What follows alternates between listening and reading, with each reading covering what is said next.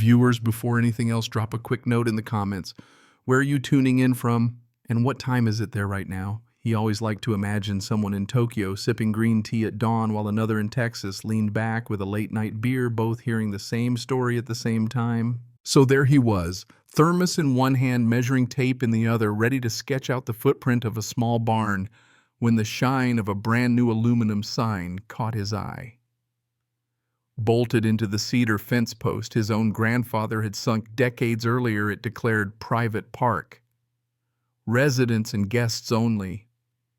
HOA. As if aluminum had the power to rewrite history. Underneath, zip-tied like a coupon to a grocery bag, a laminated threat. Unauthorized persons will be prosecuted. Property belongs to the association. He stared, coffee fogging his sunglasses, and thought it takes a bold imagination to label his land theirs and then try to chase him off it.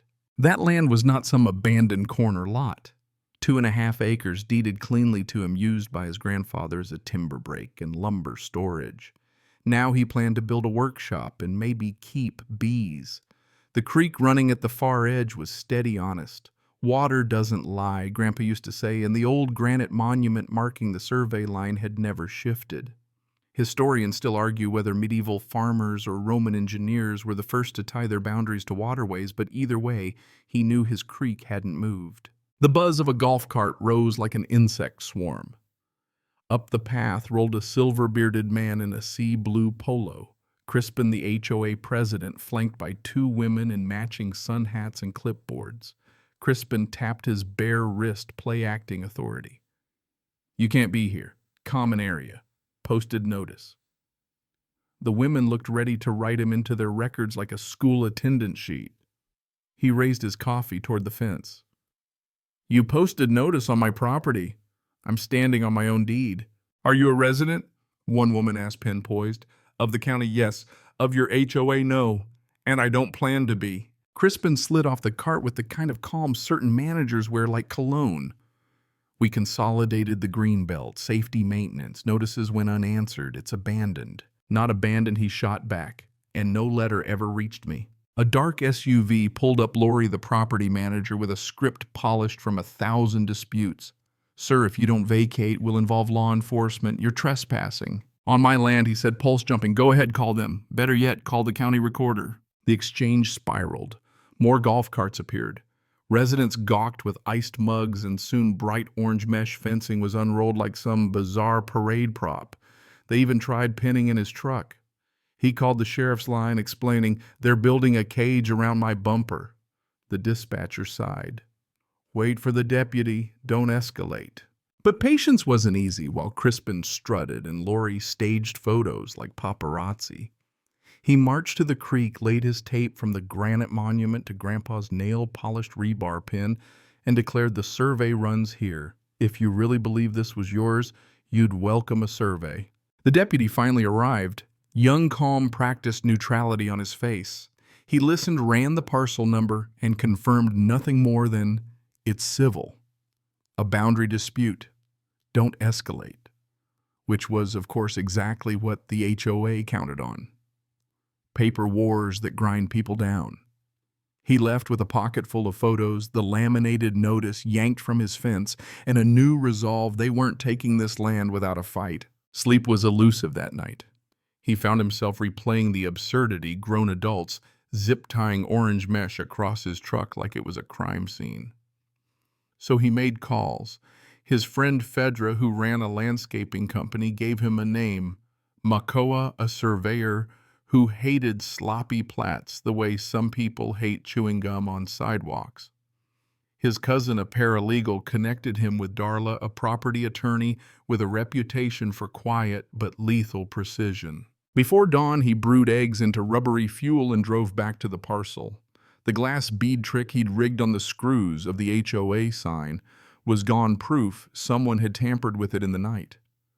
The trail camera caught Lori herself, headlamp blazing, whispering to a county code inspector named Vern. "He'll tire out. People don't have stamina for this." She was wrong. He had stamina and righteous irritation on his side. Makoa arrived in a beat-up truck covered in faded grid lines, shook his hand and said, "Let's re-establish the line." Tripod set by the granite monument, he walked with the calm patience of someone listening to the ground itself. Little flags sprouted in the dirt like candy-colored wildflowers. At one corner he laughed. "They really do love their signs, don't they?"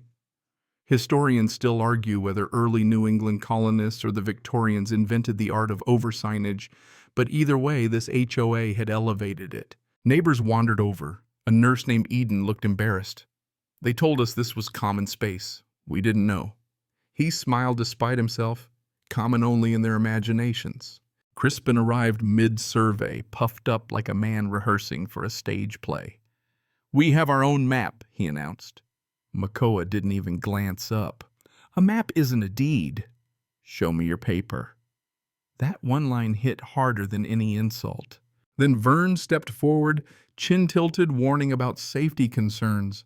He pointed at a lumber pile like it was radioactive. "Unpermitted storage," he declared. Vern clearly enjoyed wielding a clipboard more than a sheriff enjoys his badge. "Nice is not a legal term," Makoa muttered, and nearly sent his client into laughter. That evening he compiled everything: deed copies, tax receipts, Makoa's survey sketches. He wrote a cease and desist letter braided with patience instead of fury, certified mail to every board member and manager. Within days, the HOA fired back with their own letter claiming open and notorious use gave them rights. They even attached photos of kids playing tag by the creek. He shook his head. "You don't earn land title because Timmy built a sandcastle on it."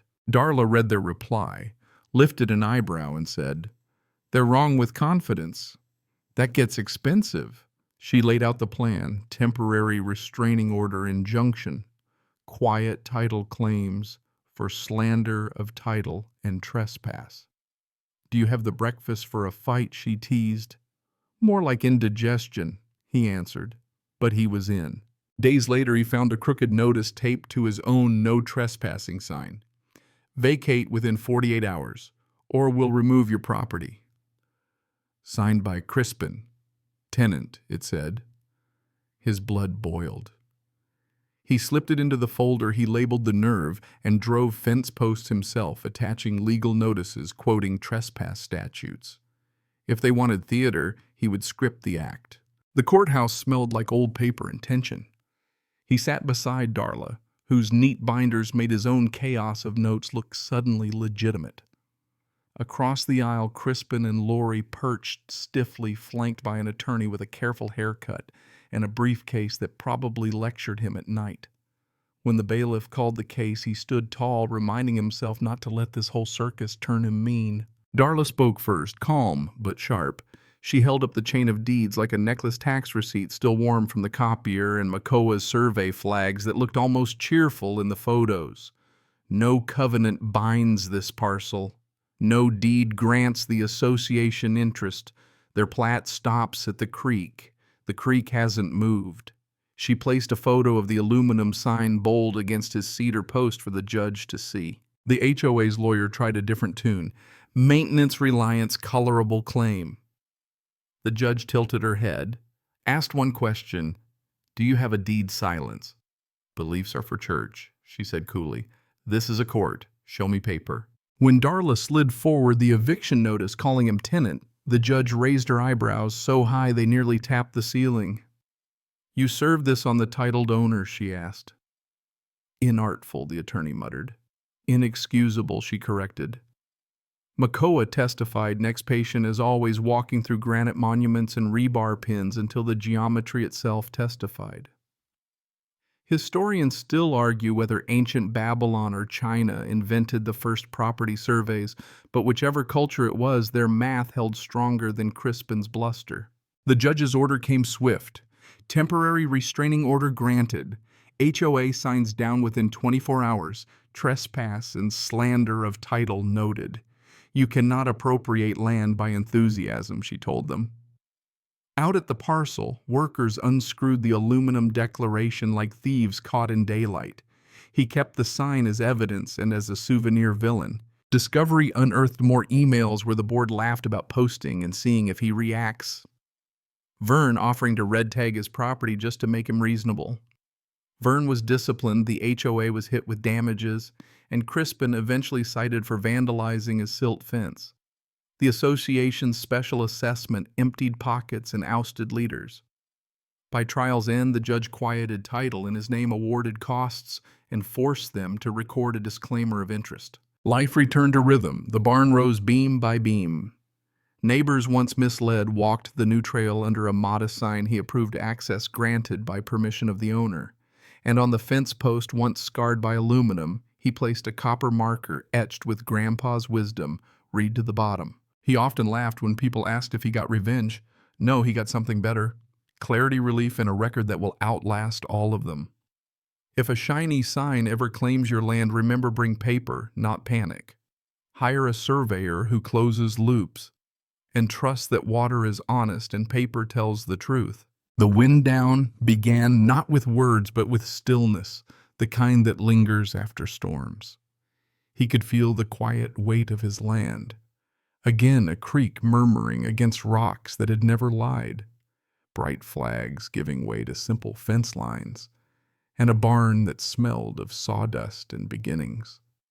The judge's voice, firm as iron, had softened into memory, leaving space for his grandfather's softer one, reminders that patience, though heavy, can carry a man farther than fury. So he let his shoulders drop, let the long days of documents and hearings dissolve like mist over the pasture.